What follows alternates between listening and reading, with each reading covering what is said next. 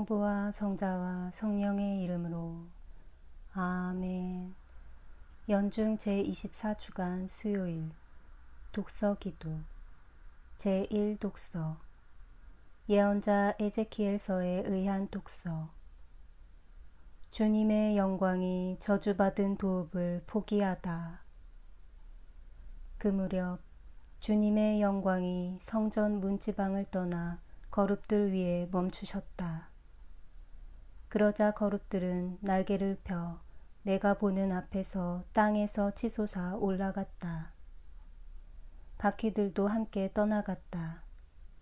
거룹들이 주님의 성전 동쪽 정문간에 멈추는데 이스라엘 하느님의 영광이 거룹들 위에 머물러 있는 것이 보였다.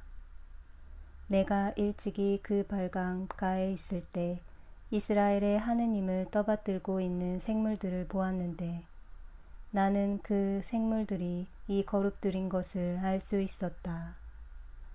거룹마다 얼굴이 내시고 날개가 내신데 그 날개 밑에는 사람의 손 같은 것이 보였다.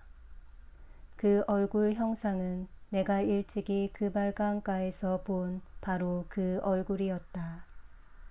거룹들이 하나씩 앞으로 곧장 움직였다. 주님의 말씀이 나에게 내렸다. 너 사람아, 예루살렘의 주민들은 내 결에 포로로 붙잡혀간 내 동포뿐 아니라 온 이스라엘 후손들에게 당신들이 모두 주님 앞을 떠났으니 이 땅은 우리의 소유가 되었다 하고 주장한다. 그러니 너는 이렇게 일러라. 주 하느님께서 말씀하신다. 내가 그들을 멀리 다른 민족들에게 쫓아보내어 이 나라 저 나라에 흩어져 살게 하였지만 나는 그들이 가 있는 여러 나라에서 얼마 동안 그들에게 성소가 되어주리라. 너는 또 이렇게 일러라.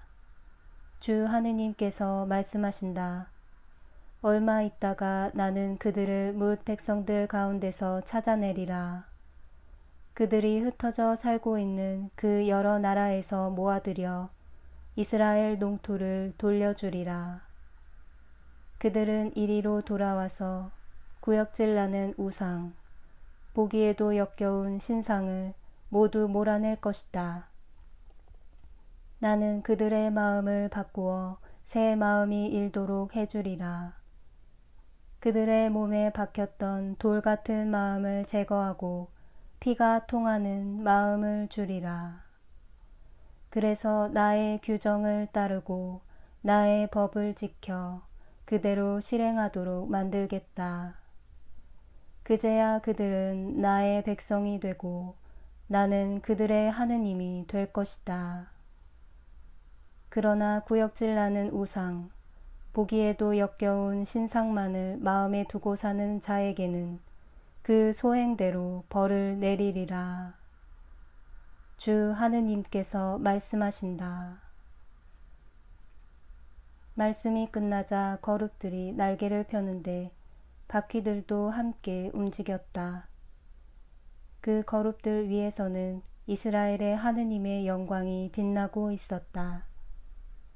그 주님의 영광이 도성 한가운데서 떠올라 동쪽 산 위에 멈추었는데 나는 신비스런 발현 가운데서 그분의 기운에 들려 바빌론으로 사로잡혀온 결애들에게 돌아왔다. 이렇게 발현을 보다가 깨어난 다음 나는 주님께서 나에게 보여주신 모든 것을 사로잡혀 온 결애에게 이야기해 주었다. 주님의 영광이 성전 문지방으로 옮겨서 성전은 구름으로 덮이고 울 안에는 주님의 영광이 가득 빛났도다. 주님의 영광이 성전 문지방을 떠났도다. 예루살렘아, 암탉이 병아리를 날개 아래 모으듯이 내가 몇 번이나 내 자녀를 모으려 했던가. 보라, 너희 성전은 하느님께 버림을 받아 황폐해지리라. 주님의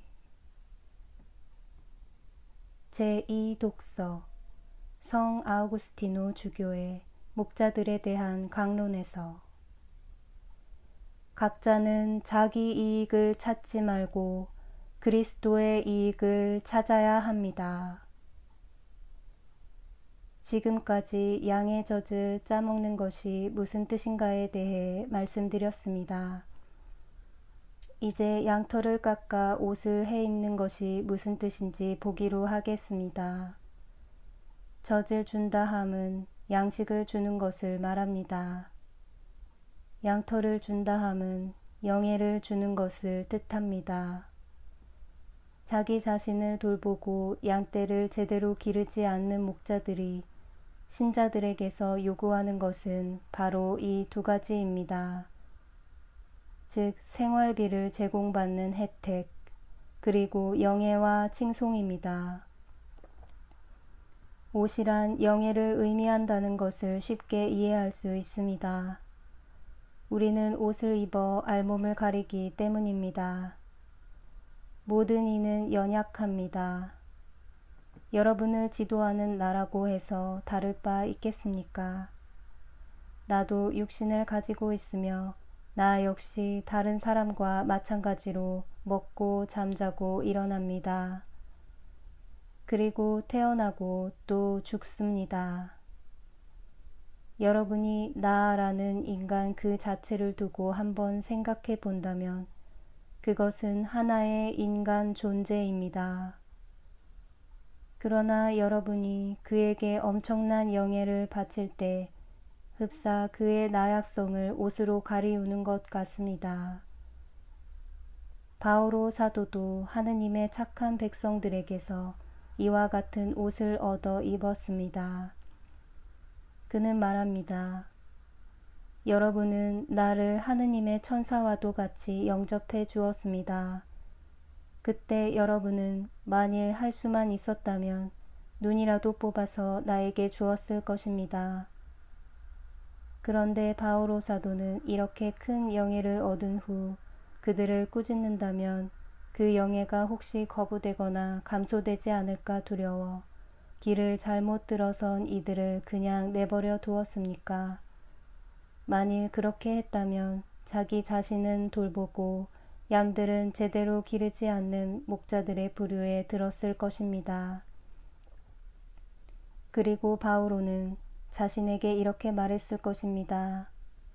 그게 나와 무슨 상관이 있는가? 각자가 제멋대로 하도록 내버려 두자. 내 생계도 염려할 바 없고 내 영예도 안전하다. 젖과 양털, 이런 건 충분히 갖고 있다. 각자 자기 길을 가도록 해주자. 그래, 각자가 자기 길을 간다고 할 때 당신의 모든 것이 안전하겠소. 그렇다면 나는 당신을 지도자로 삼는 것을 거부하겠소. 당신을 백성 가운데로 돌려보내겠소. 한 지체가 고통을 당하면 다른 모든 지체도 아파하지 않겠소. 그래서 바오로 사도는 그들에게 받은 영예를 잊어버린 것으로 보이지 않도록 그들에게서 받은 영접을 상기하면서 그들에게 자기를 하느님의 천사와도 같이 영접해 주었고 할 수만 있었다면 눈이라도 뽑아서 주었을 것이라고 증언합니다. 그런데 이와 동시에 그는 병든 양들을 찾아가 썩은 데를 잘라내어 부패가 더 확대되지 않도록 합니다. 이제 내가 진실을 말한다고 해서 나를 원수로 여기는 것입니까? 바오로는 우리가 먼저 본 대로 양들의 젖을 짜먹고 양털을 깎아 옷을 해입었지만 양들을 돌보는데 소홀히 하지 않았습니다. 그는 자기 이익을 찾지 않고 그리스도의 이익을 찾았습니다. 연회석의 주관자가 되면 거만하게 굴지 말라. 너도 손님 중에 한 사람으로 자처하고 손님들을 보살피어라. 첫째가 되고자 하는 사람은 꼴찌가 되어 모든 사람을 섬기는 사람이 되어야 하는도다. 너도.